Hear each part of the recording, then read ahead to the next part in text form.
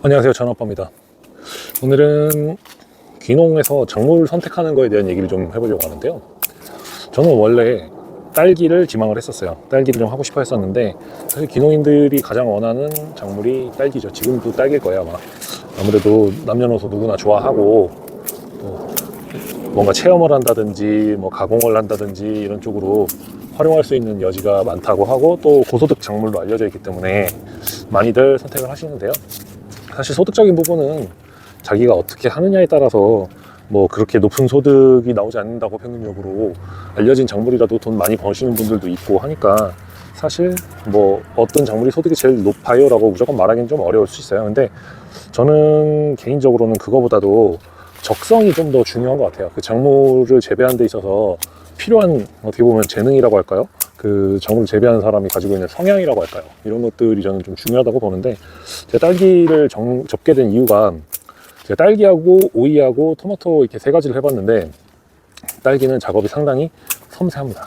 섬세해가지고 좀 제가 이렇게 막 섬세한 작업을 잘 하는 편이 아니어가지고, 일단 선별하고 포장하는 거에 있어서 인력이 굉장히 많이 들어가는데, 굉장히 그게 어렵더라고요. 저는 개인적으로 어렵고, 좀 한다고 해서 실력이 나아질 것 같지가 않았고, 그리고 작업하는 방식도 다른 오이나 토마토에 비해서는 좀 섬세한 면이 좀 있어요. 섬세하게 작업을 좀 해줘야 되는 면이 있어서 그런 것들이 좀 저랑은 맞지가 않더라고요. 그래가지고 이렇게 여러 고민을 하다가 토마토로 지금은 정착을 하게 됐는데, 아무리 뭐 남들이 좋다 돈 많이 번다 해도 내가 안 맞으면 못하는 거거든요, 그거는. 그래서 적성이 맞는지 안 맞는지 사실 해보기 전에는 알 수가 없는 부분이라서 이제 경험이 좀 필요하다라고 얘기를 하는 건데, 저는 개인적으로는 다른 것보다도 적성이 굉장히 중요하다고 생각을 합니다. 그래서 혁신밸리가 됐든 아니면 개인적으로 알아봐서든 어떻게든지 꼭 그 일이라는 거를 경험을 좀 해볼 것을 좀 추천을 좀 드려요.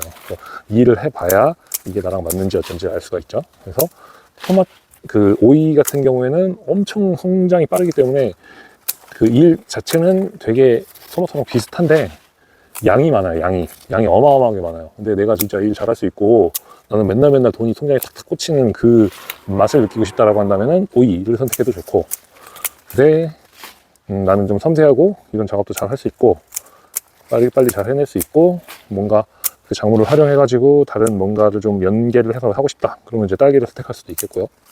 근데 한 그 중간쯤 되는 게 토마토인 것 같아요. 일의 양은 오이보다는 적고, 이제 섬세하게 작업해줘야 되는 거는 뭐 딸기처럼 그렇진 않고, 그래서 토마토가 한 그 중간쯤 되고 해서 사람들이 토마토를 좀 많이 선택을 하는 게 아닌가 싶어요. 오늘 영상은 여기까지입니다.